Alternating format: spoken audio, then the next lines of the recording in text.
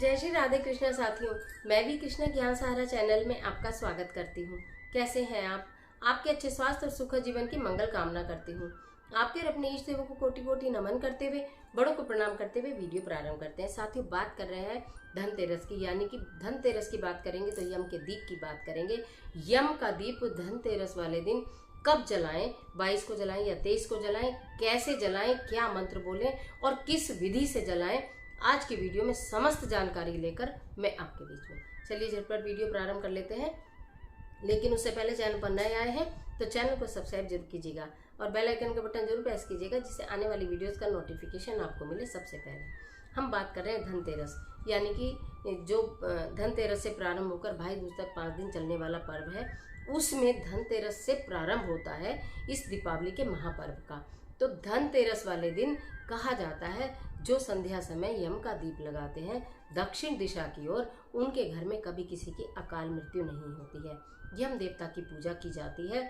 स्कंद पुराण की या नारद पुराण की बात करूं तो कहा जाता है, उसमें स्पष्ट वर्णित है कि जो यम का दीप जलाते हैं धनतेरस के दिन, उनके पूरे परिवार में कभी यम का भय नहीं रहता है।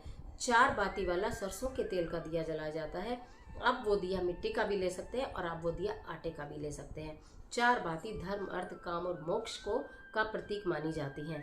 तो इस दिए को लगाते समय आपको क्या मंत्र बोलना है और हाथ जोड़कर क्या प्रार्थना करनी है, किस विधि से इस दिए को आपको लगाना है, जिससे आपके परिवार में कभी भी इस तरह का भय उत्पन्न ना हो, क्योंकि मृत्यु लोक में जो आया है उसे जाना है।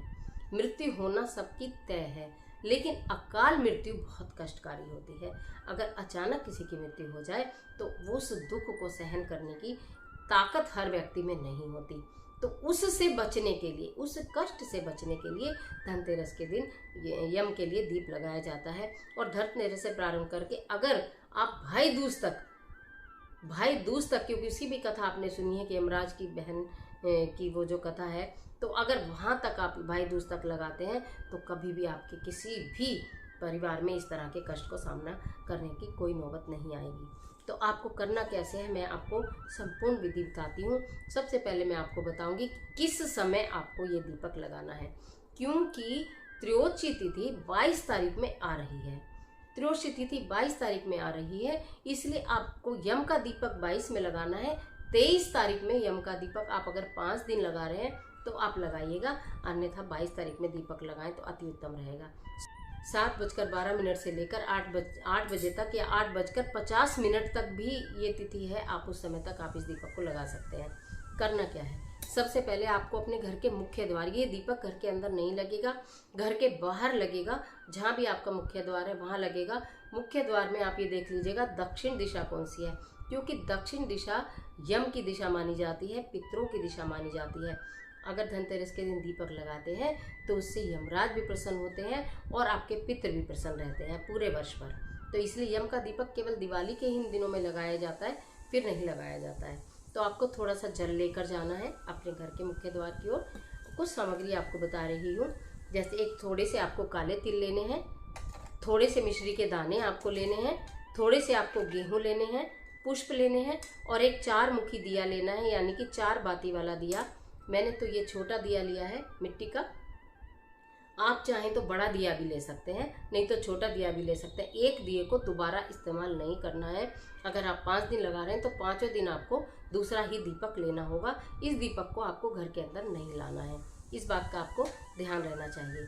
तो जब हम प्रारंभ करते हैं तो घर के मुख्य द्वार के दक्षिण दिशा की ओर आप जल जो अपने साथ में लेकर जाएंगे, तो जरा सा हाथ में जल लेकर उस स्थान को पवित्र करेंगे जिस स्थान पर आपने वो दीपक जलाना है।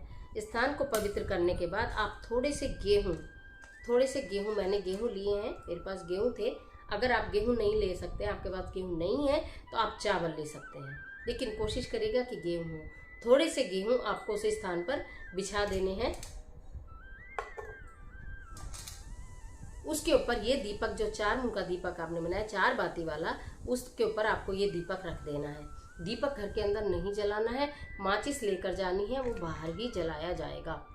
उसके बाद इस दीपक में आपको 1 चुटकी काले तिल डालने हैं, 1 चुटकी काले तिल डालने हैं दीपक के अंदर आपको, ठीक है। 2-4 मिश्री के दाने 1 चुटकी में लेकर आपको वो भी डाल देने कहा जाता है। इस तरह से दीपक जलाने से कभी भी परिवार के ऊपर कष्ट नहीं आते हैं। उसके बाद आपने जब ये दीपक आपने गेहूं रखकर ये ऐसे आपने तैयार कर लिया, उसके पश्चात आपको पुष्प हाथ में लेने हैं। मेरे पास ये पीले फूल थे, आप कोई भी रंग के पुष्प ले सकते हैं, सफ़ेद पीले कोई भी आप फूल ले लेंगे और थोड़ा सा हाथ में जल ले लेंगे। इन पुष्प के साथ थोड़ा सा आपको जल लेना है। ओम यमराजाय नमः, ओम यमराजाय नमः, ओम यमराजाय नमः का मंत्र का जाप करते हुए इस दीपक पर 3 बार सीधे हाथ क्लॉकवाइज 3 बार घुमाना है और उसके बाद ये पुष्प जो है दीपक के आगे आपको छोड़ देने। आशा करती हूँ आपको दिखाई दे रहा होगा। पुष्प दीपक के आगे आपको छोड़ देने हैं ओम यमराजाय नमः मंत्र का जाप करते हुए। फिर आपको इस दीपक को प्रज्वलित कर देना है, यानी कि इस दीपक को जला देना है। फिर मन ही मन हाथ जोड़ के प्रार्थना करनी है कि हे यमराज देवता, हमसे प्रसन्न होना, किसी प्रकार का कोई आकस्मिक दुर्घटना, कोई कष्ट, कोई भय परिवार पर ना आए, ये इतनी कृपा हमारे ऊपर बनाए रखना।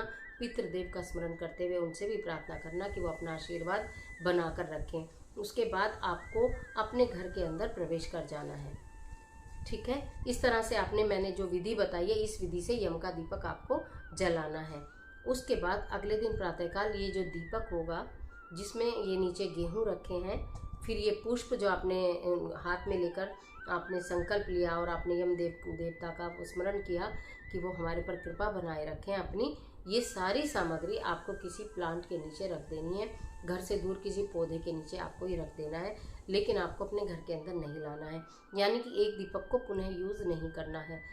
अगर आपको लगता है मिट्टी के नहीं होंगे तो आप आटे का भी 4 मुंह का दीपक बना सकते हो। फिर उसे किसी पौधे के नीचे आपको रखना है। अगले दिन फिर आपको यही जलाना है, फिर किसी पौधे के नीचे उसे अगले दिन रख देना है। अगर आप 5 दिन धनतेरस से लेकर भाई दूज तक निरंतर 5 दिन चलाते हैं तो जीवन में कभी भी अकाल मृत्यु का भय पूरे परिवार के ऊपर नहीं आएगा।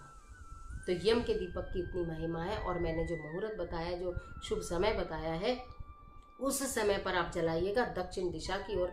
जो ये दीपक है इसका भी मुख, ये बाती जो है इनका मुख दक्षिण दिशा की ओर होना चाहिए। इस बात का आपको विशेष ध्यान रखना है क्योंकि वही यम की दिशा है, वही पितरों की दिशा है। तो यम का जो दीपक लगाना है बिना किसी भय के, बिना किसी डर के, यानी कि इसमें कोई डरने और भय की बात नहीं होती है। दीपक लगा देने से हमारा घर प्रकाशमान हो गया, उधर यम की दृष्टि नहीं पड़ेगी।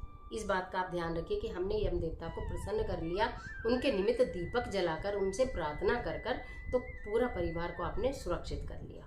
तो इस तरह से इस कार्य को आप अवश्य करिएगा।